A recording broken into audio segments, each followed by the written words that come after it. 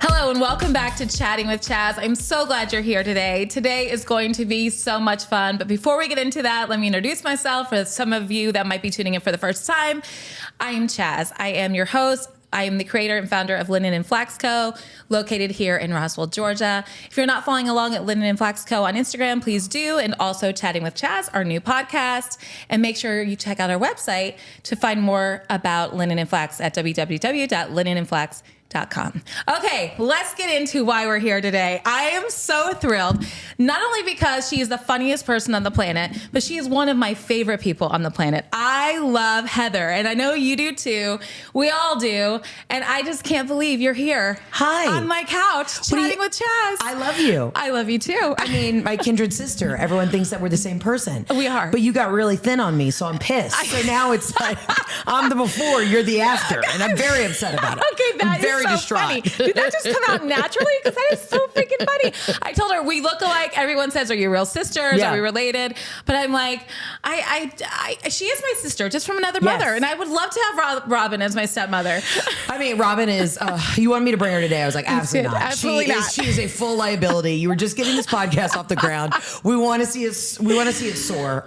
We want to see it soar. Yeah. No. The funny thing is, we met years ago because you DM'd me. I did, because I was moving to New York, and I was like, I need a great couch, and you DM'd me, and you were like, come to my shop in Roswell. Wait, you were saying you were going to go to IKEA, and I was like, well, hell no. Yes. And then you gave me the best couches in the world, and I have since bought like 5 of these freaking couches. We're sitting on one today, actually. I mean, listen, if you watch this podcast for anything, just buy the couch. Buy the damn couch. That's what this is an advertisement for. No, I love you. First of all, I love you more. I really do. First of all, when you went to New York with the couch, funniest. I mean, on Instagram, I was glued. I think everybody was glued. Your drive up there in the U-Haul with Jeff, the whole thing. I mean, the toll booth. Yeah. That was some of your best content. It really was. And I've saved it. I've highlighted it. But people don't realize that when you move into New York, if you're not, and I was in like a building with pretty large elevators, but if you're not in a new building with a service elevator, you cannot get furniture up there. No. So we got these beautiful couches all the way up to New York. And then I had to call this guy called the Couch Doctor. That's right. And he had to come and he sawed off the arms of the couch and then deadbolted them back on. And when I say it was one guy that showed up, his name was Alex. I am 99% sure he was on methamphetamines. He was like, we were in the basement of my building, and he was like, no, I got this. I'm like, I just saw the arm off. I thought he was going to show up with like 6 guys. I'm like, surely they're going to saw the arms off, and then it's 6 guys are going to help him carry it up. No. This guy saran wrapped the couch by himself, carried it up with one little dolly on his back. I was like, he is on so much crystal meth right now. But you know what? I got my couches in. He was friendly. It was a great price. So if you ever buy a Linen and Flax couch and you live in an old building in New York City, call the couch guy. Call the couch guy. And then he got it out because you stayed for the pandemic. Yes. And then you actually bailed right before it got gnarly, we right? did. We left, but we didn't move out. We still had our apartment for like a year. But we came back. Now we're back in Georgia. I love that you're back. I love being back. Yes, you're a Georgia girl through and through. I'm a Georgia girl. I mean, maybe a little Italy sprinkled here and there, but definitely, yeah. I mean, we definitely on the vision board is to buy a house in Tuscany or the Amalfi Coast, but we haven't made that money yet. So, still hoping to get there. Listen, I went to the Amalfi Coast for the first time. You know, I didn't have a passport until this last year, which is insane. I never went anywhere other than Rosemary Beach. Right. So I went to Italy, and now I know why you love it. It is unbelievable. It's my husband and I always say Italy is the most perfect place in the world. If it was run like Germany and had like German efficiency, Italy would be unstoppable. But the reason we also love it is because it's so absolutely chaotic too. Yes. Like if they just don't feel like doing something, they're like, no, whatever. No, you know, they're just like, no, it's not going to happen. And that brings me so much joy. It does. Because me it's too. So my husband is like kind of an angry Italian in the best way. And he'll just kind of like bullshit you and be like, it's not going to happen. You're like, I'm a yes person. I will always find a yes. Yes. But that's why I love Italy. Forces you to slow down and just be like, have coffee. I never drank coffee. I never had a cappuccino until I went to Italy. I'm 49 years old. Can you believe that? Chaz, you really are. You're living a whole new life. I am living my best life, Heather. And I am so proud of you. And I'm watching you, and I'm trying to keep up. Come on the journey with me. Because let's do it. I'm ready. I'll go on the road with you. Let's go. Well, when I say the road, being on the road doing comedy is not glamorous. You don't want to go on that road. But if you want to go on vacation with me, I do it nice. I think we need to go on vacation together for sure. Being I'm ready. on the road is not, you do not want to do that. No. Tell me about being on the road. Like you, first of all, I can't even keep up with you. I try, but I mean, I see you at the Emmys. I see you hosting a red carpet. I see you doing a show. You're doing Netflix. I don't even know what you're doing. So tell me about like the past year in the life of Heather McMahon. Oh yeah. Okay. So in a nutshell. In a nutshell. Well, it's interesting because like the last year, just kind of in our business, for those who don't know, I'm a stand-up comedian, and an actrtress, but I should have introduced you. No, actress, comedian, please. Amazing. I mean, her cousin, entrepreneur, my cousin. Yeah. Yes. My industry kind of shut down a little bit last year because I'm in the Writers Guild and the Screen Actors Guild. And so everybody was on strike. But thank God I have stand-up because I was still able to tour. So I've just been touring consistently for the past 4 years. And then everything kind of shut down when it came to like television and film and acting and writing and selling shows, because that's what else I do. So I was just like, all right, full steam ahead on the road. But I mean, listen, I have the greatest job in the world. This is what I dreamed about as a kid. I love doing stand-up. I love being on the road. Touring is so much fun. Live shows are the greatest rush, the greatest high you'll ever feel. You're so unbelievable. Oh, you're so sweet. I mean, it's here's my thing. Like comedy is the one thing where I feel like I really am in the pocket. Like that's what I know. God gave me that gift to bring joy. If you really simplify it and break it down, people are like, I always tell young girls, we're like, Heather, I want to get into the biz. Or like, how did you know what you want to do? I'm like, listen, I was a funny kid. I knew that it brought people joy. Yes. That was a gift God gave me. And I said, I'm going to go full steam ahead in that direction. Is it perfect? No. Is it glamorous? No. But I love what I do. So I can't complain. But being on the road is a gnarly gig. I mean, you are in one weekend, you're in 4 different cities. You know what I mean? You are eating out of I eat mostly at Starbucks in the airport. Not even the ones in town. Egg bites and, I live off sous vide egg bites and shaken espressos, and I'm nauseous all the time. Oh my gosh, I don't know how you do it. Yeah, but I mean, it's great. I've seen America. I'm seeing the world. I'm going to Australia next week to go do shows there. So unbelievable. Richly blessed, highly favored. Will never complain. Yes, I mean, but I'm tired. I'm very sleepy. Your girl is tired.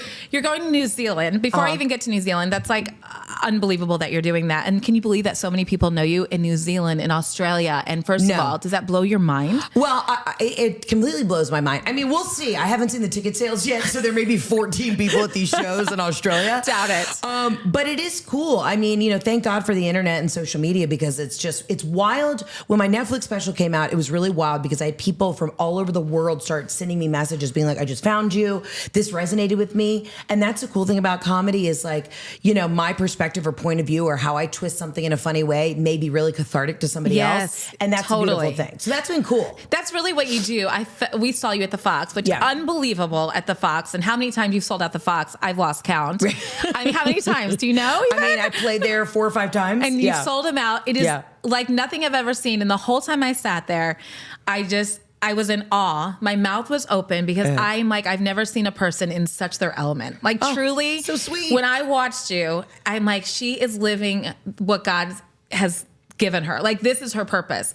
And I looked around and I looked at people crying. They were laughing so hard. And I think the thing about you is you're every woman. Like you speak like everything that we want to say, but we're afraid to say it. I feel like that's kind of your thing. I'm laying on the sword for all women out there. I'm like, I've totally thought of that. That's exactly true. And she's saying it. I mean, it was hysterical, but you leave also feeling like a weight off your back. And I don't know if it's the laughing and the joy or it's just so much. You talk about everything that we all think about. Heavy subjects, fun, light, all of it. Life. I mean, listen, let me be the guinea pig. Let me go through it and figure it out and then pick apart the little things that make us uncomfortable. I mean, that's the whole job in comedy, right? Is to observe life and then go through it. And I'm going to talk about the things that make us uncomfortable because I feel like with comedy, you either learn from it, grow from it, or it just makes you feel better. And so let me be the guinea pig of life. You are. But it's funny, like I always say that like for 90 minutes on stage, that's when I feel the most respected, the most alive, the most in my power. Just that is where I feel the most comfortable. I feel more comfortable in front of 6,000 people on a stage. They could all be strangers. I could be standing up there naked and I'd feel more comfortable than having to sit in like my accountant's office. Your confidence is like next level. And then, after your show, you had to do a few more takes for the special that you were creating. And you were just like, you were just like all business. It was unbelievable. And I'm like, this is a business. I mean, yes, we're all entertained and it's funny, but it was amazing to see the entrepreneur of you. yeah. You know what I mean? Yeah. There was just like, oh, she's on. And the takes that you did, I was just blown away. I just walked away so blown away. You're so sweet. No, you're amazing. It's funny because I feel like when I'm on stage, I'm an old workhorse. Like I'm an old show pony. I'm like Liza Minnelli. Yes. Like I'll be like, or like Joan Rivers. I'll be like 98 smoking a cig out of a limo. I saw you interview her. That's with my amazing. little dogs and just be like, the show must go on, kids. But I feel like I fail in so many other aspects of my life. Like it's wild. Like when you are in the zone and doing what you're supposed to do, I drop the ball in so many other ways. Yes. And that is what I struggle with. I come off stage, I could have the best show of my life, and then I get in that car, and if somebody's in a bad mood or if something doesn't go right, we are the same. I feel like I'm like, well, what was this a for? waste. I'm literally losing my mind. And my husband and I talk about it all the time. I'm like, I don't know why I feel like such a failure in other aspects of my life. That's incredible that you would feel like that. Because my you are God. doing the most. It's because you're juggling too many balls. To Yes. be successful these days, it's not just one thing. People No. see stand up, but they don't know I've got 8 other businesses that I'm trying to Yes. run because you never know what's going to happen tomorrow. Yes. And then you just constantly feel like you're failing. Yes, you do. I feel like that. I think we relate in a lot of ways as friends. We've talked about that. And, I think that's the other thing. I know that you're out there hustling because it's a hustle. Hustling. We are hustling. And I met you very young in the business. And I have to say, I don't know if I ever told you this, but when you talked about our sofas, you really put Linden Flax on the map. Oh my I gosh. mean, you really did. And that's why I really wanted you to be our first guest because you truly put us on the map. No one really heard of us, but when Heather McMahon has your back, Heather McMahon has your back. And that was huge for us. Well, listen, I love and adore you. And let's talk about this sofa. Hold on, real quick, straight to camera. Let's talk about how comfortable this sofa is. So I got my leg up on the sofa. These are great sofas. Yeah, you really did put us on the map. And I so thank you for that. I genuinely, I get such a high, like, off of, like, networking. Like, when I meet somebody that I like, and when I go to Italy, I got my people, I got my places, I got my restaurants. And I'm not a see it creature. with the lip. You know what I mean? I get so Got people. horny and excited to spread the good word of good people. Yes. I just feel like, because people have done that for me, and I just love it. I'm like, oh my God, if this place has the best product or the best food, I want that everybody for to so know. many people. But it's genuine because I get really excited. If there's something I like, I just get excited. I don't know how to describe it. I love it. No, I'm the same way. If I love you, if I like you, it's just like I'm all in, and you are the same. We are very I'm not similar. a wish-washy kind of gal. No. I totally agree. Yeah, you get it. That's what I love about you. When we were in Italy, I was texting you and I'm like, hey, Heather, where should I eat? And you were just like, Johnny on the spot, like, I was like, okay, hold up. Where are we? Where are we going? And that was amazing. Like, you know Italy. I know Italy. That is my happy place. That is your happy place. My husband and I got married there. I studied abroad there. I just go to Italy and it's no BS. Yes. Even though it's full of BS because Italians will, I'm Italian. Yes. My family's Sicilian, so we're like really full of shit.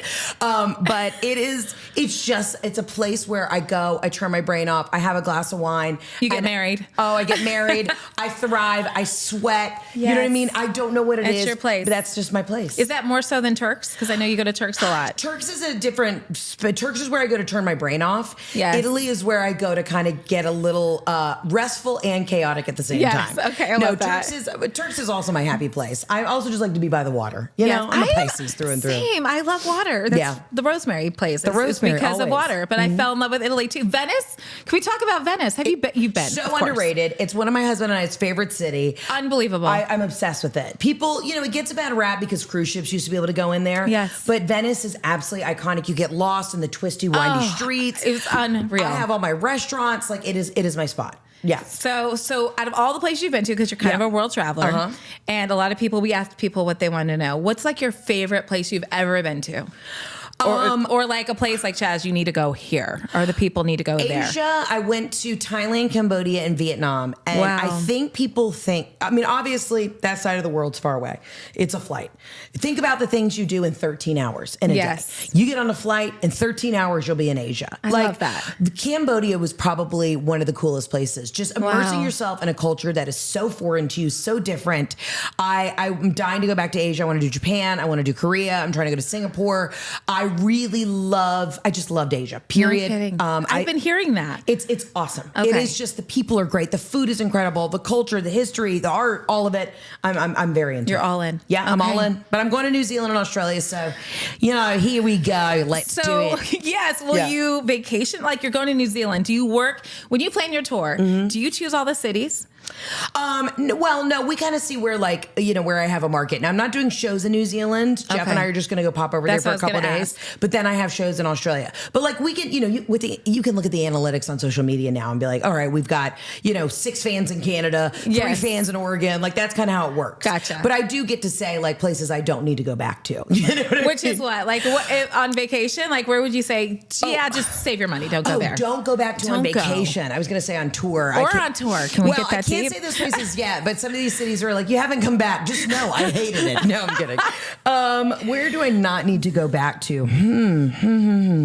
It's a great question.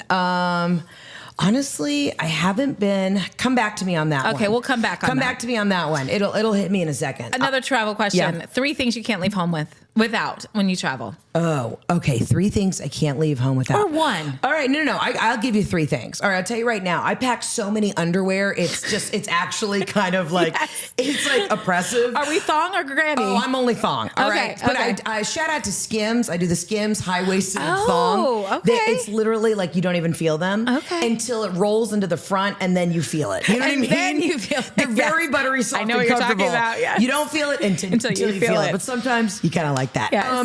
Yes. So I pack so many underwear. It's just insane. What else do I pack? I can't leave without, you'd think that I would be such a pro at packing after being on the road for 4 years. I'm actually not. I would think it's so hard. Well, I'm stressed for you. I try to have a very organized system at home. Like I have 4 toiletry bags, and then I have like full travel size, and then my like tiny little travel size. And I like if I'm just going away for the weekend, I try and be organized, but it's kind of chaos. And my husband calls me Hurricane Heather. When I go into a hotel room, my bag explodes. There's shit everywhere, and he panics, and he's like, he's not even that like organized and regimented, but he's like, how do you live like this? I'm like, I just know in my chaotic ADHD brain, I know where everything is. And I'm very clean. I'll have housekeeping come like twice during the stay, but I don't touch my mess. Don't touch my mess. It's in a pile with my 4,000 pairs of Skims underwear. Let me live. Yes, let me live my best life. What about a Dyson? Do you take a Dyson with you? No, I can't be bothered with it. I have it. Listen, this is 99% fake hair extension. Shout out to Salty Locks. Yes. I lost all my hair when I did IVF, so I can't. The Dyson does nothing for me anymore. Okay. I love it, but the fake hair it'll last for days. It just lasts for days. So do you go get like your hair done before your tour and you can work it for 5 days? No, I find hair so hard. Hair is hard. But here's the thing. I do my own hair and makeup on the road. Again, I love show pony. It's very cathartic for me while I'm getting ready before going out. Like I don't, and people are so sweet and they always offer to like come backstage and do a blowout or do makeup. But that's your quiet time is when I do my hair and makeup before a show. You do a good job. Oh, thank you. Thank you. Go ahead and sip your water. Mm-hmm. I remember I was watching one of your podcasts and you were talking about how in high school you did everybody's makeup for prom. I was like, I could totally see it. I would go to the MAC counter. I would spend like $100. Everybody left with the same smoky eye. Oh, I bet. We all looked like absolute, $3 hookers. You do a great job. But I did everyone's makeup for homecoming and prom and everything. I've always been like a very glam. Yes. That's my thing. I have 2 modes though. I have like troll underneath a bridge who you tell riddles to in order to pass, or I am full glam. Very like everyday casual is super hard for me. Really? People see me in the airport. I feel like you look everyday casual cute today. And it's like working. But also, let's get to, oh my God, look at the cowlick. No, I didn't put eyelashes on. I'm sweating on this couch. I do have the fake lashes because I just feel like mascara is such a pain in the neck. Yeah. So are you a fake lash girl? I know you used to be. I used to, and then I do not have the time to lay there. It's just too much work. You have to keep it up every 2 weeks. It's so true. I'm lucky that I get my hair done. My nails are already, like I hate sitting to get my nails done. I know, I do too. It's awful. It's a lot being a woman. It's a lot being a woman. So much. Yeah, I gave up on waxing, Brazilian waxes years ago. How'd I you said, know? forget it. I'm married. That was on my list. Yeah, do we wax or laser? Are we just shaving? We're not doing anything, okay? It's the Amazon jungle down there. I don't care. I'm over it. No, I probably should get lasered. My thing is, I really learned since... I tried to get lasered. By the way, let's talk about that. Yeah. I actually made an appointment. I get let's just go there. I get underground, what are they called? Like ingrown hairs. Yes. And it's just not pretty. It looks aggressive. And when you put a bikini on, you want the sides to look nice. Right. So I'm like, I'm going to do this. So I went and they were like, it's going to hurt like a rubber band. They started lasering me and I was screaming. They gave me balls for my hands to hold on to. And I was holding the balls. I'm like, I can't take it. But try it one more time. Just see one more time. They were just under doing my armpits. Heather, I've never felt anything like it. I think Was this recent? Recent. It was like a month ago. Because I had to thought leave. I said I can't do it. And she's like, oh, we have to do this 8 times. Well, I thought that they updated the technology where I always get those ads on like Oh TikTok my and Instagram. God. It's like at-home It was laser hair torture. removal. I'm like, What? knowing me, No, I'll have an the eczema machine was flare up. giant. Yeah. It was aggressive and I had to leave. So I'm back to just the Brazilian, but that's awful too. It's all barbaric. It's all barbaric. But see, here's the thing. You were married for years, but now you're dating again. So Oh, you're yes. lucky. You know what I mean? Yes. You still have that pep in your step. I got told the pep, Jeff, you're done. I said, if you learn how to wax, honey, be my guest. But Mama's tired. I just did a show in Pensacola, okay? I'm fighting for my life in Florida. Oh my God, I love you so much. It's so funny. How'd you know I was going to ask about that? It's just it's Monday. It's that's a Monday. we're We in. talk about waxing. Yes. Yeah. I have so many things. So you're on the road. You're going to New Zealand. What are you excited about with New Zealand? I said this year, so I'm on the road, obviously, with my friends, and I don't carry a big entourage, but I always have my friends on the road with me. Which I love. I made a goal, though, this year. I said my husband and I are going to go on more trips, just the two of us. I love that. So we're meeting everybody in Australia, but I said I have 6 days in between the Grammys and when I start the tour in Australia. Grammys. I know, but we'll get into that in a sec. So I just said I'm like, this is the trip. But the thing is, I have to be very specific and conscious about like how I spend my time now. And so my husband and I were like, we're just constantly surrounded by people, which is a beautiful thing. Like, so great. I love all my friends. That's not a diss to them. But there are moments where I'm like, I got to just do trips with my husband. Yes. So we're planning a trip, which will be great. I'm excited for that, Good like for quality you. time. Because even when I'm on the road, he doesn't really come on the road with me all the time. It's work. Yes. I'm hustling. You're grinding. I'm grinding. I'm on 5 flights in a weekend. It's not glamorous. We're not even getting to like see each other because I'm working. So I'm really trying to find those pockets of time where it's like really quality time. Good for you. I love that. Because that's my love language too, is quality time. Quality time. All I want to do is hang out with the people that I love. Yes. But I have to be strategic in it. If not, I'll invite 40 people on the trip. Because know you what want I to mean? hang out with all the people that you love. And Exactly. it's multitasking. It's like, let's just do multitasking. it. Yes. Yeah. Uh-huh. I think that's a good tip. I think I've thought that, been mindful too, to really make time, even for the kids. Like that's Jacqueline's love language is time. And, in dating as well, making time. And I think time is like the best part of love. Like that's how you show it. It's like when you stop everything else, we don't need all the things, just time.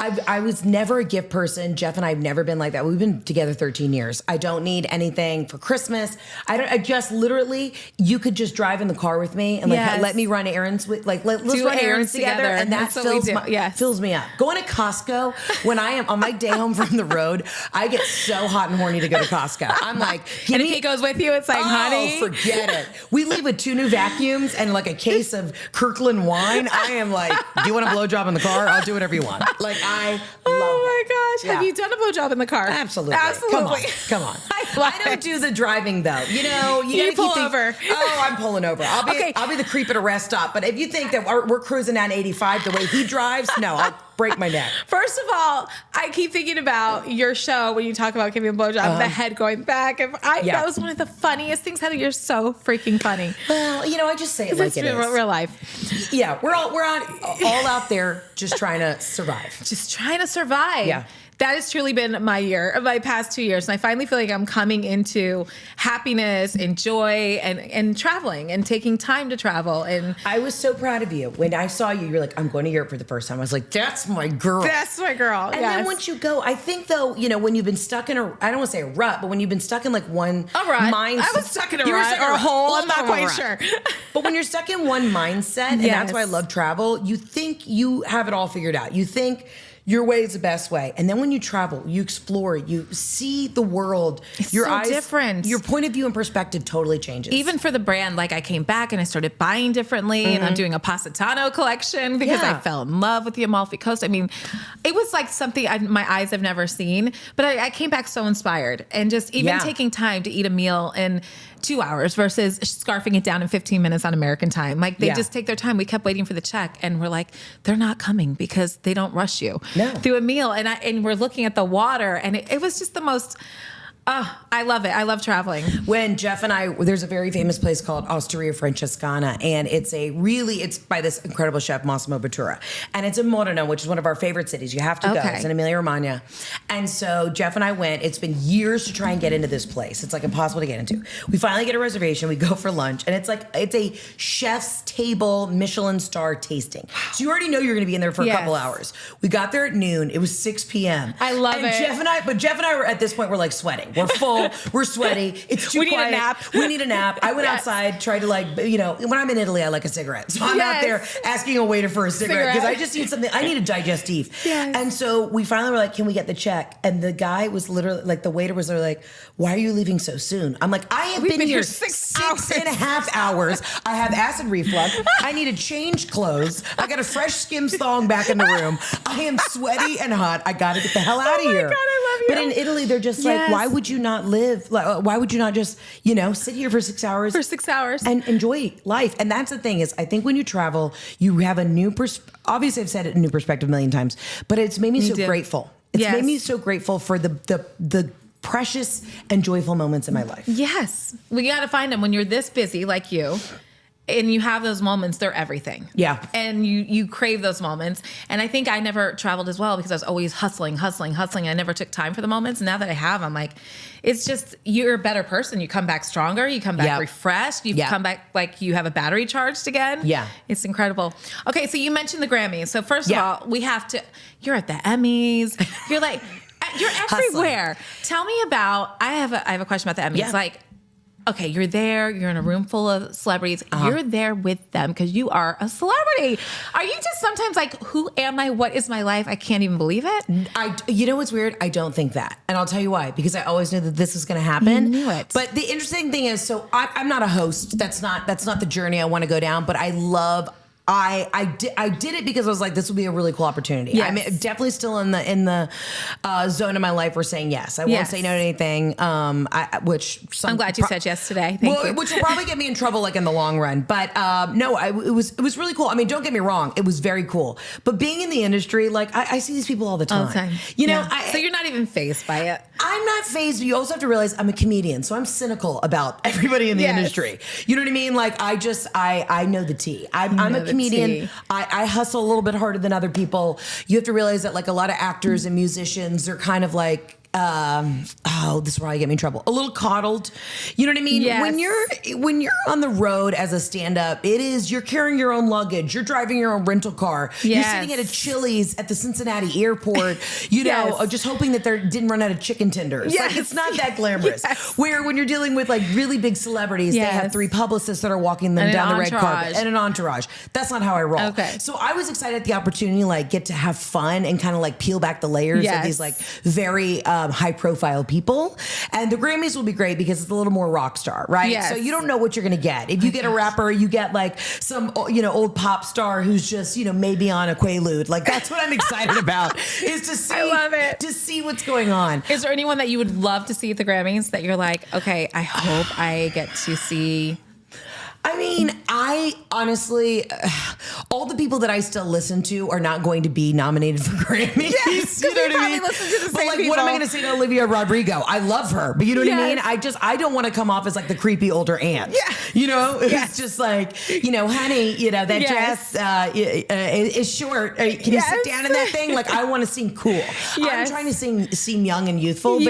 But in my car, I listen to Barbra Streisand. You know what I mean? I'm an old soul. Yes. Yeah. You are an old soul. Have you always been an old soul? Absolutely. I was that kid growing up where like everybody else watched Disney and I watched Sally Jesse Raphael and Ricky Lake. I love you so much. And Ricky Lake. Oh my gosh, Ricky Lake. I would go over to your house as a kid and I never wanted to hang out with the kids. I wanted to like hang out with somebody's stepmom. Yeah. Or really the stepmom. Because I wanted to get the family drama. I'm like, so what do you think about your stepdaughter Brittany? Because I think she's a bitch. You know what I mean? Not just kidding. But I would really be like, you wanted the scoop. I wanted to hang out with the parents. Yes. And I've always been like a little bit of an old soul like that. You are an old soul. I was actually telling Douglas that last night, talking about you. And I was like, she's just like an old soul. And I think it's refreshing in this world, actually, an old soul. Is it? Or am I just getting grumpy?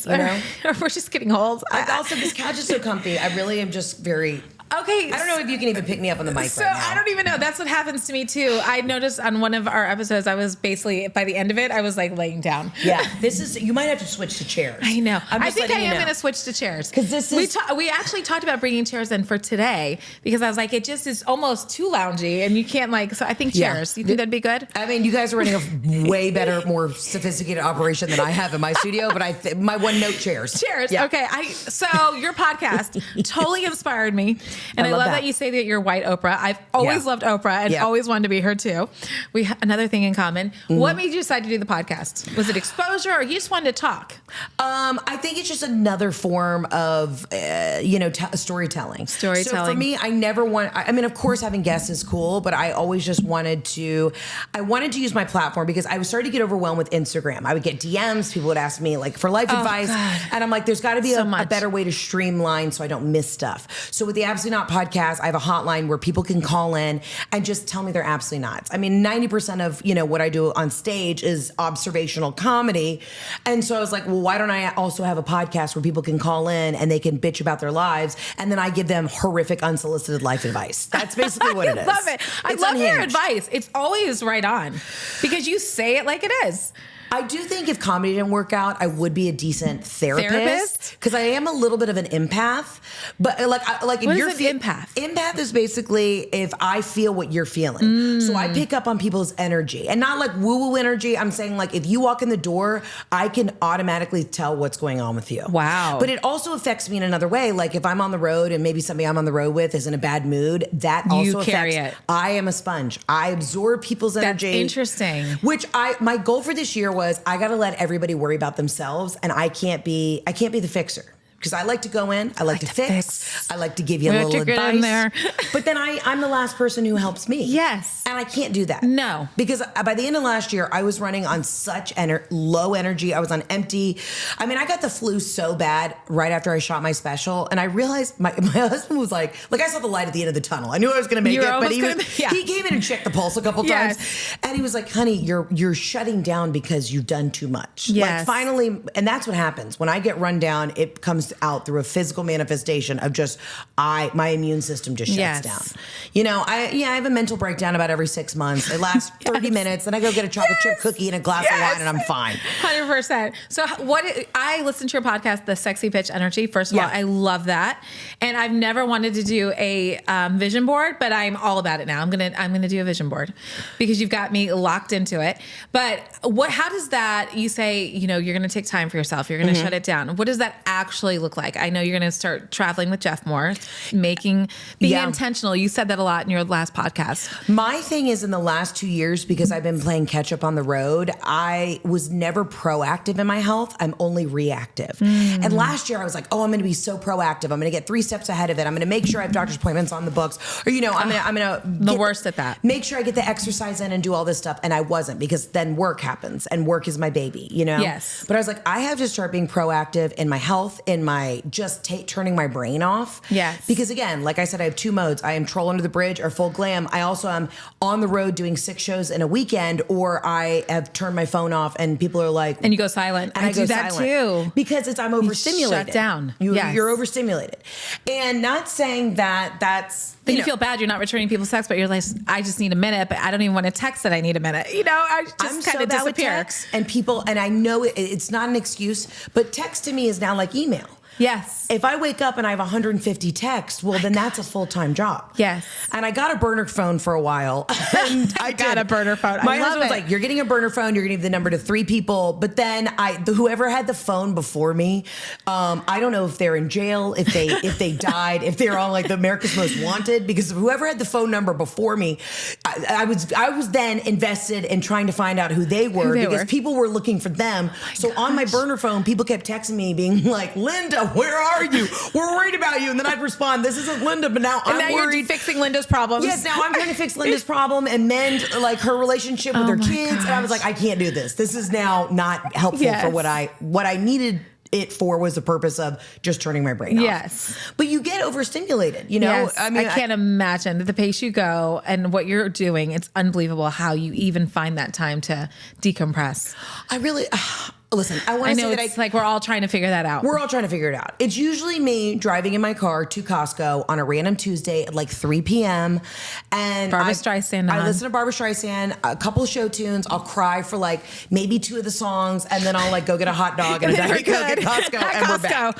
Yeah, I get a chicken bake at Costco and a back. froyo, and I'm good. Yes. I don't wallow in stuff. I think that's been really good. Like, you know, Italians, we love to like sit and stew on stuff. Yes. I can't. It's really toxic for me. You know, if I'm upset, I will let you know, and then I'm done. I'm not going to sit and think about it for another 2 weeks. So you just let them know. Well, I let them know or I let it go. I very much so pick my battles. Deal with it. Let them know or let it go. Yeah. That's a write it down. I like that because sometimes it's just not worth it and you just let it go. Then there's sometimes like, I need to deal with this. I need to deal with this. That's really good. Now, everybody in my life is kind of a very like type A, aggressive, like they love the argument. Yes. Nothing about being right brings me joy. Like, I'm not one of those people. Yes. We can argue till we're blue in the face, but what for? I don't need to be right. If you need to be right, then I'm like, let you be right. I will let you think that you're right. It does not fill my ego to be right. It fills my ego when everybody is harmonious. But I've also realized, so true. You can't make everybody. I can't make everybody be nice. I can't do it. It's impossible. We are the same. Yeah. And but do you find that messes you up sometimes though? Yes. Because I get walked all over. And I'm trying to stand in my power. Gosh, yes. But again, it's like, it's the lesser two evils. Like, am I going to, if I'm on the road right now and somebody's in a bad mood, or I'm in a business meeting and somebody's in a bad mood, am I going to let that affect me, or am I going to keep rolling? Because then it'll take me out for the whole day. It's so true. How do you deal with it? I mean, it's so true. I mean, I know exactly. I think I am empathetic. Like, and when people are struggling, even if you walk into work and there's like a whole situation, you go to that situation, and then your whole day is about that one thing instead of the gazillion other amazing things. And I think I relate to you when you said today that, you know, you can do something really fantastic. You know, we can get an award for design, and then, you know, something else happens and I'm like, I'm such a failure. Yeah. I don't even, you know, why am I doing this? I quit. You know, it's just, and I'm trying to be more steady and like really know that who I am, what I've built, family, business, relationships, and not about what the expectation is of everybody else for me. That's been like huge. And even walking into a room when someone's upset, or, you know, that's not on me. And I just need to be mindful of that and stay in my lane and try to not think about it. But it's hard because I carry it. If someone says something bad about me, I carry it. I'm like, you know, it's just, what is that? Right now? Stay off Reddit, stay off the Instagrams.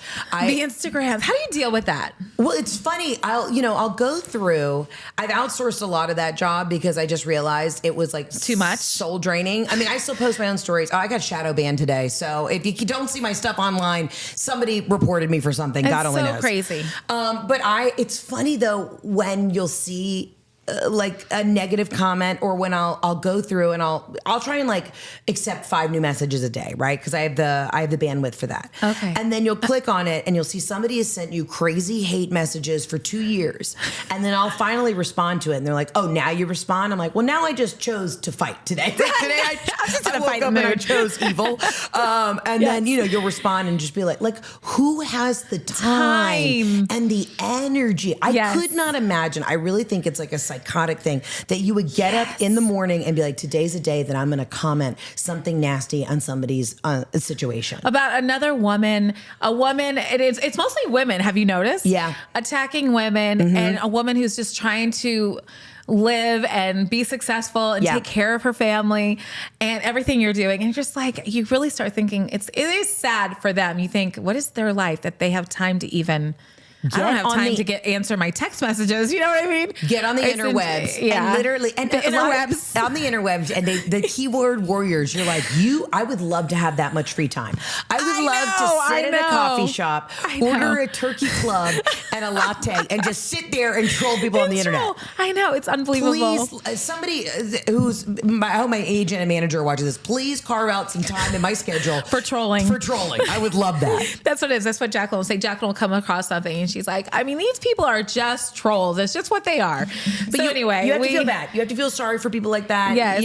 And you have to just let it go in one ear, not the other. I just quit reading. That is and truly, we can't read. That's Don't true. read. I started it in the beginning and then I was like, I can't, it's just nonsense. And I don't look. Yeah. I love that you get hate though. And you're doing like interior design. I know. I say pretty really wild funny. stuff and I'm very opinionated, but you're over here I'm like just decorating a house. You're decorating a house and people are like coming for you, girl. Coming for me, decorating a house or doing a try-on session, just ripping me to shreds physically. And then whatever it is, it could be drinking coffee. But you know what it really is? What? When I started getting happy. Yeah. Oh. Isn't that wild? When I became, that's what I never had this before. And then when I was happy, I started dating someone. It was like the craziest thing. And all of a sudden I'm just a horrible human. What were their responses to you? Was there something that stuck out specifically? They're like, okay, like showing off your new relationship. Yes, that's what it was. Yeah, it was a lot of that. And oh my gosh, look at her. And then she thinks because I went to Europe. It's my first vacation ever. And I'm like, oh my gosh. And that's when it all started. Look at her on a cruise. Yes. Look at, damn her. She's happy on a cruise. She's in love. Damn her, So I think people don't want to see you. They like to see you broken. A lot of people, unhealthy people like to see you broken. Well, it's like the thing. Maybe that's it. It's like with fandom, right? So everybody loves a coming up story and then how quickly are they to bring you down? Yes. And I'm very forgiving. I'm like, everybody's living life. We're all just trying to figure it out. Just trying to do it. But I love when somebody thinks that they're sending one of my stories, one of my TikToks. Oh, that's the best. They think they're sending it to one of their friends and talking smack, but then they send it to me and I'm like, and I will respond. I'm like, yes, girl. Like that cowlick is disgusting. I'll just, whatever it is. You know what I mean? Oh my gosh, I love it. That happened the other day. She thought she was sending it to someone else and I replied. Brings I couldn't me so much resist joy. it. It brings me joy. Mm-hmm. Yes. Yeah. It's wild. Well, Heather, I mean, where are we on time? We're good. I feel like there's so many things. Ask me whatever. Are we we're chit-chatting about life. About life. Okay. So a lot of people wanted to know about the update on your fertility. Do you want to talk about your fertility journey? I mean, you don't have to get real deep, but that was like the most asked question. I mean, that checks out. I've been an open book. You have been an open book. Yeah, my last comedy special was, I talked all about me going through IVF the first time. I mean, here's the weird thing. I am, again, being proactive. I kind of had to have a hard look in the mirror the other day and say, all right, if we're going to have a kid, I got to get on this sooner rather than later. I'm turning 37 this year. And, we have one embryo on ice, but honestly, it has been such a physical journey since I did the last IVF. I mean, it really took a toll on my body. Yeah. I got really bad PCOS. I had ovarian cyst from it. My hair fell out. I put on like 35 pounds. Like I've been on a real hormonal journey to get back to a baseline. So I will most likely have to, I'm basically trying to mentally if you can't tell, I'm talking myself up into doing IVF again. But again, you can't do it on the road. No. And the most annoying message I get from people, and these are the ones I respond to, is women will say, a baby would look good on you. Well, no shit, Shirley. I didn't even want to almost ask the question today because I'm like, I just feel like that's like the last thing you need. No, it's fine. But they do say, like, they're like, when are you going to have a baby? A baby will look good on you. And I'm like, yes. And so would a TV show that I've worked 7 years to get picked up. So would the second Netflix comedy special. Like, these are the things that are important to me. Yes. And listen, I invite the curiosity because I've been open about it. Yes. But I am on this journey right now where I know I'm probably going to have to do it this summer when I take time off from the road. But you really, in order to do IVF, you need to be sitting somewhere for a month. You know?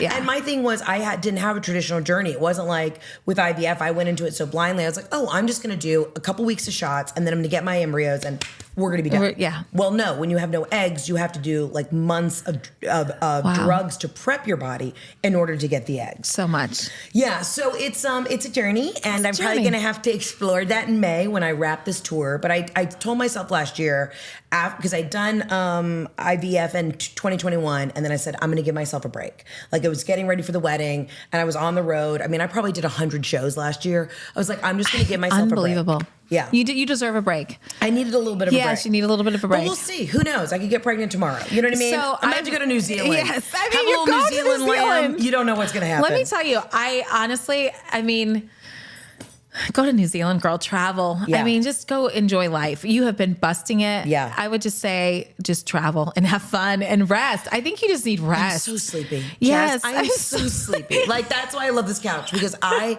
literally would just like to take a nap here. Like, I don't even want to go home to my house because then there's going to be questions. Can I just sleep in the linen and flax office today? Yes. We can both sleep together, actually. Yeah. There are times I'll be with Douglas, we're watching a movie and I'm sitting up and I just fall asleep. I can't even watch a movie anymore because when you finally sit, you sleep because you're tired. But then I'm up all night.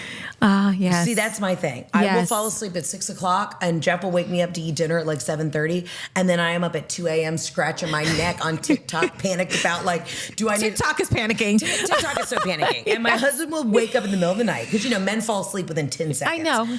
The way that they are able to turn off their brain and just let the day go. Just let it go. I don't even know how that would be. I'm up somehow on like catastrophe TikTok. I'm like, do I need to buy solar panels? You know what I mean? Do I need to buy like, beef stock my basement? Yeah, with like beef stroganoff, freeze dried. Like I just start to panic. Yes. And Jeff's able just to turn his brain off. And I'm so jealous of that.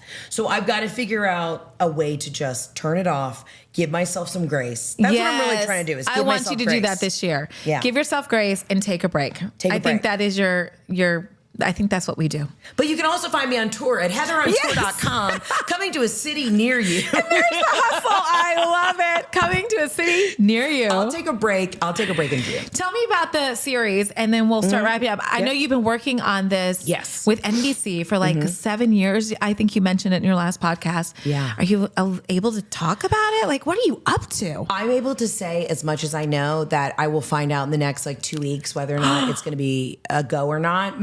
How this works is you, like the network buys a concept or idea from you, and then you write a script, and then you work on the script and you submit it. We have done all the work. It is submitted to the highest level of the pyramid that it can go to. And so I'll find out whether or not it's going to get picked up. But the interesting thing is I've always gotten really great news when I was abroad.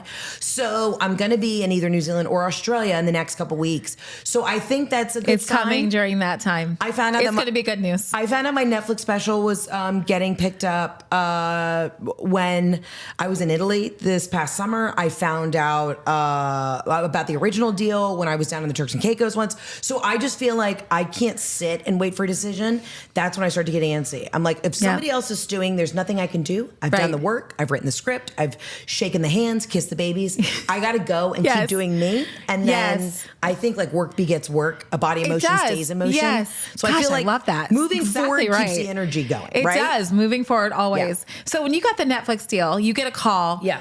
You're picked up by Netflix. I can't even imagine. Is that something you went to Netflix and you pitched, or they just found you because you're everywhere? You're on the Today Show. You're on tour. You're everywhere. Did they find you, or did you pitch? So I self-produced my special, and that's what a lot of comedians are doing. It. Yeah, a lot of comedians are doing that now, just because back in the day, like you got an hour special on like HBO, Comedy Central. Well, now with streaming, it's totally changed the game. So I wanted to self-produce it because I didn't want to wait for anybody to like give me permission, and that's I love that. That's the hardest thing. You took control. Took control.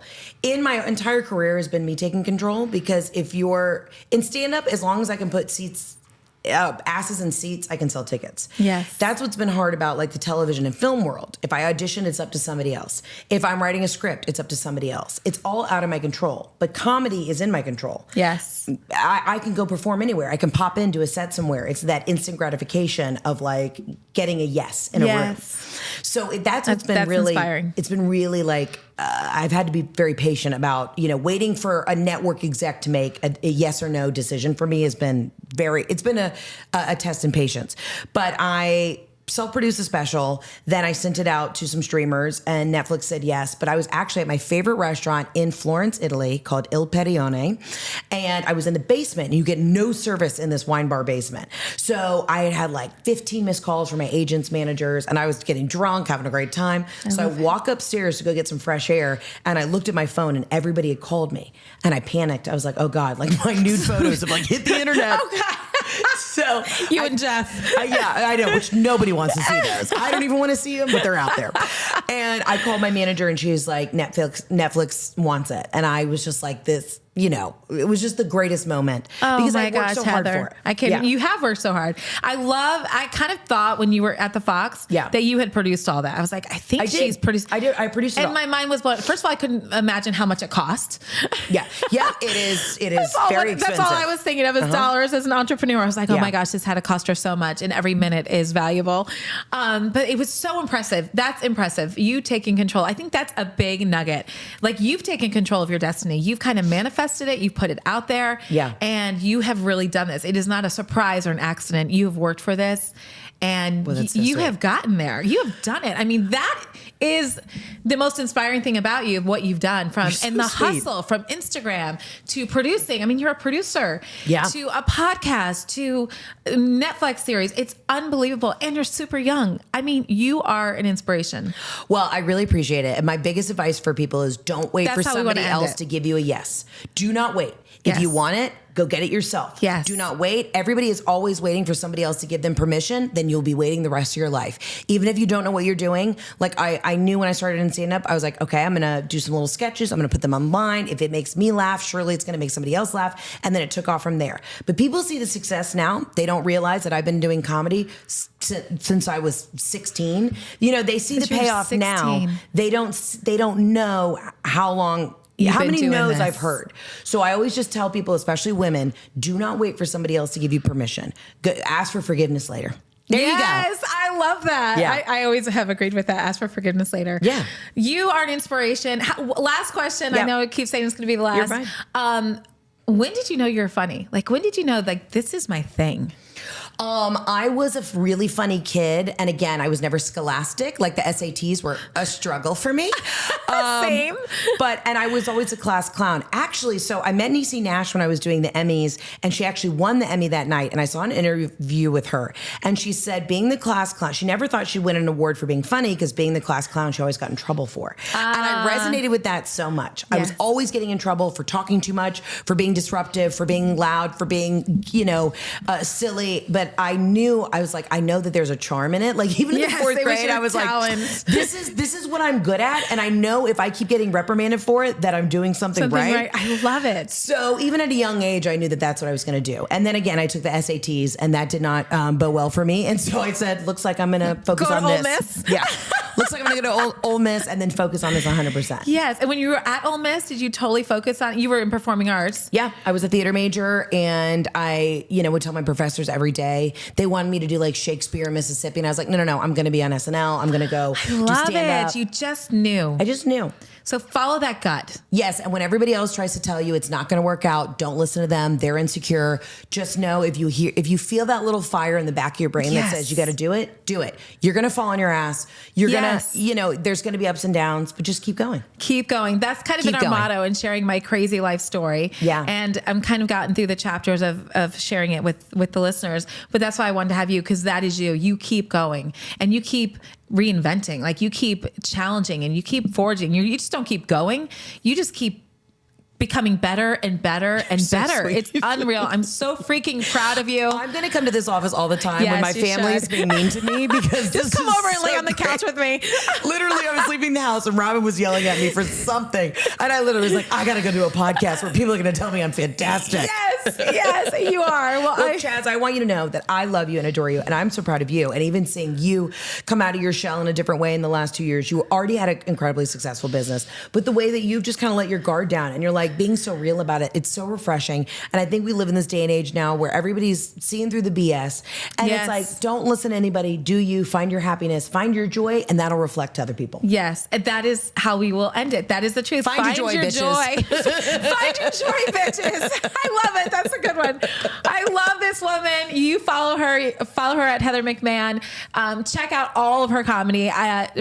Get on tour. Go see her. Get your tickets at heatherontour.com. I have a Netflix special called Son I Never Had, and I'll have another one coming out at some point. So when is the Netflix special Son I Never Had is on now? Is on now. Yeah. I can't believe I haven't seen it. Okay, I'm watching it tonight. Watch it tonight. Douglas, we're watching it tonight. Yeah. Okay, I love you, sister. I love you. All right, we will talk to you next time. Thanks for hanging out with me and my friend Heather, also my sister. It was fun chatting with you and Heather on the couch. We'll see you next week. We're getting chairs next time. Yes.